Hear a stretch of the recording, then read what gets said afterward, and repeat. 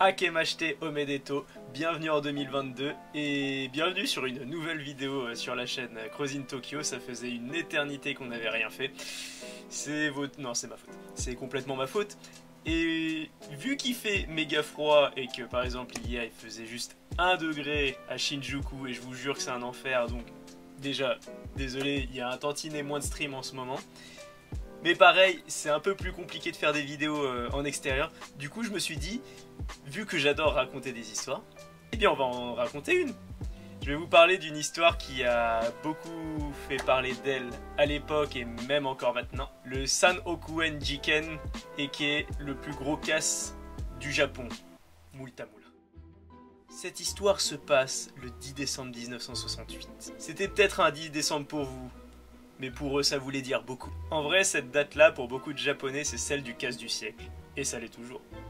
Du siècle précédent. Est-ce qu'ils ont fait mieux depuis? Pas vraiment. C'est le vol sans violence d'un montant de 300 millions d'yens. Je mettrai le chiffre converti en euros quelque part si j'ai pas la flemme. Le souvenir de ce vol dans la mémoire des Japonais reste encore vivace, même 44 ans après, parce que ça a été entretenu dans plein de mangas, dans plein de films, dans plein d'histoires, dans plein de documentaires. Personne ne l'a oublié, vraiment personne. Et si vous pensez que la série La Casa des Papel est incroyable, dites-vous qu'on peut faire tellement mieux, sans se faire chier, avec bon, des histoires, des dramas et autres. Non, tu peux y aller très vite, très simplement. Et c'est ça qu'on va voir aujourd'hui. Sans transition, je vous raconte cette histoire. Un matin pluvieux de décembre 1968, 4 hommes sans armes de la Nippon Trust Bank doivent livrer les primes de fin d'année aux employés d'une usine de Toshiba dans une banlieue tranquille de la capitale. On a une somme, c'est 294 307 000... Je regarde, 500 yens.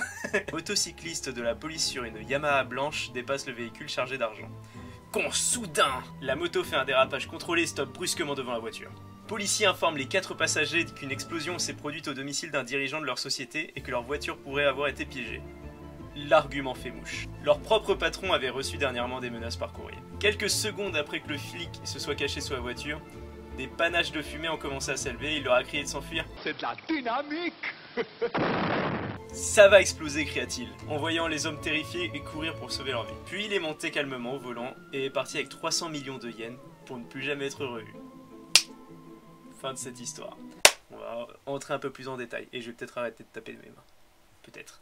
Ceci est le plus gros casse au Japon, rapportant l'équivalent de 3,4 millions de dollars sur un vol qui aura duré moins de 5 minutes. C'est abusé. Et je vous jure que toute la suite de cette histoire est incroyable. Il faut savoir que ça fait maintenant 53 ans que ce casse a eu lieu. On n'a toujours pas retrouvé le criminel. Mais vous allez voir que c'est parti dans plein de sens. Déjà, petite info, pas ridicule, l'énorme enquête policière a coûté plus de 12 millions de dollars, 12 millions de dollars, a engagé une centaine de policiers sur des années qui ont interrogé plus de, je regarde parce que j'oublie toujours, plus de 118 000 personnes. Il y en a même 2 qui sont morts d'épuisement. Il y a des flics qui sont morts d'épuisement sur cette affaire. Genre on en est à ce niveau. Les mecs ont passé des années et des années à essayer de trouver un mec. Ils ont interrogé le Japon entier. Ils l'ont pas trouvé. De nombreux Japonais plus âgés se souviennent encore de ce qu'ils faisaient ce jour-là, le jour du casse, tellement ça avait marqué les mémoires.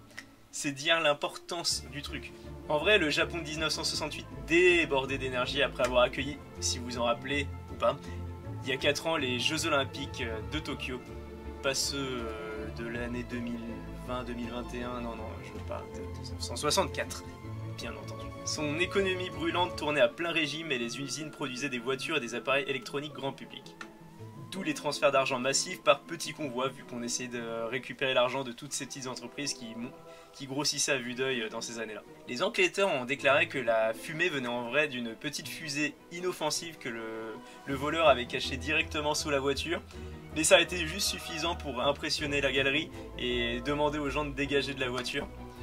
Vu que, bon, en vrai, qui aurait pu se poser la question et on voit de la fumée sortir d'une voiture. À un moment, tu te poses pas trop de questions, surtout à l'époque, au Japon, où il se passait pas grand-chose.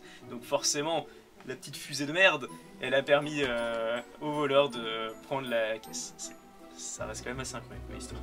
Sur les lieux du crime, 120 pièces à conviction ont été retrouvées, dont la moto de police et les fumées et flammes qui se sont avérées être une simple fusée éclairante, comme on l'a déjà dit. La police s'est rendu compte plus tard que certaines des preuves avaient été ingénieusement placées là pour brouiller l'enquête. Déjà, le mec, il fait un petit crime assez rapide, assez simple, mais en plus, il prend le temps, tu vois, de placer des petites conneries à gauche, à droite, des petites cigarettes, des petits machins et tout, des faux indices, et ça marche. Genre, ça marche. Genre, personne l'a retrouvé, ce type. C'est peut-être vous, c'est peut-être moi, j'en sais rien. Je suis peut-être pas assez vieux. Bref. La moto Yamaha qu'il a utilisée pour bluffer les agents était une Yamaha repeinte en blanche qui avait été volée auparavant et donc qui était une fausse moto de police. C'est dire la facilité du truc. À un moment donné, le hors-la-loi est passé à une Toyota également volée qui a été retrouvée abandonnée 4 mois plus tard, ainsi que les boîtes en métal qui contenaient autrefois l'énorme transport d'argent. Mais vous allez me dire, avec tout ça, on n'a pas eu quelques petits indices, des vrais coupables, enfin des vrais potentiels coupables. Il y en a eu. Le plus grand présumé coupable de cette histoire était un gamin de 19 ans dont le père était effectivement policier, qui était membre, voire leader d'un gang de motards. Problème. Le mec est mort 5 jours après, après le coup, par prise de cyanure. Le mec avait pris du, si je me trompe pas, je veux pas me gourer, du cyanure de potassium que son père avait acheté. Je vais pas m'étendre sur la médecine, j'y connais absolument rien, mais c'est chelou quand même. Mais a priori, ça n'a rien à voir avec le cas d'aujourd'hui. Bizarre quand même. C'est un peu chelou. Par ailleurs, l'homme, son père avait toujours insisté sur l'innocence de son fils jusqu'au bout, donc voilà. Ah bah il a dit voilà, ah bah si, voilà ça marche hein. J'en sais rien. Sinon on a bien eu un homme de 26 ans, chauffeur qualifié qui travaillait dans un bureau du gouvernement canadien à Tokyo. Il a été arrêté 1 an plus tard parce qu'il ressemblait à un portrait composite du voleur. Portrait qui au final, on l'a balancé à 138 000 personnes a priori, 118 000. Je change mes chiffres à chaque fois. Vous vous en doutez, ce n'est pas le coupable vu qu'il avait des alibis en béton et du coup on a pu le libérer assez vite. Après 7 ans, l'enquête s'est déroulée sans arrestation et sans réelle direction pour l'enquête. Et le pire, c'est qu'en 1988, on avait déjà prescription sur le cas, donc la personne aurait pu littéralement se présenter et dire « Coucou, c'est moi, j'ai tout volé ». Malheureusement pour nous, personne ne s'est présenté et nous ne saurons probablement jamais qui était le voleur. Tout ça pour dire que, bon, en vrai, depuis, le record du plus gros vol du Japon a été récupéré l'année dernière, si je me trompe pas, par le vol de 7,4 millions de dollars d'une société de sécurité à Tokyo. Mais dans la mémoire des gens, le fameux vol de 1968 restera dans les annales parce qu'on ne saura jamais qui était ce voleur, qui est arrivé du jour au lendemain s'est fait passer pour un policier, engage une voiture, fait un petit coup de fusée tout nul et embarque la voiture entière. Et ça passe. C'est ça qui est dingue dans cette histoire, c'est qu'en vrai, tout le monde a des théories sur tout. Genre, il y a des films, des histoires et tout, c'est incroyable. Le mec, il y a des gens, ils vous sortent des projets incroyables. Genre, on va prendre un plan pour voler la Banque Nationale, on va faire la Casa des Papel, on va faire machin. Le mec, il vient, il prend une moto, il prend ta moto, il la teint en blanc, il prend une fusée, il fait voilà, c'est dangereux, attention, il y a du feu. Et ça passe.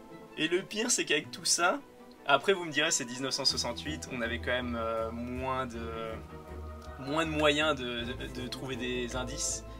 Mais quand même c'est chaud. Enfin voilà, petite histoire pour redémarrer un peu l'année. N'hésitez pas à vous abonner si vous voulez plus de vidéos et à aller sur Twitch nous rejoindre en live. Bien sûr, j'essaierai de vous raconter plein d'autres histoires du Japon que je trouve drôles et intéressantes.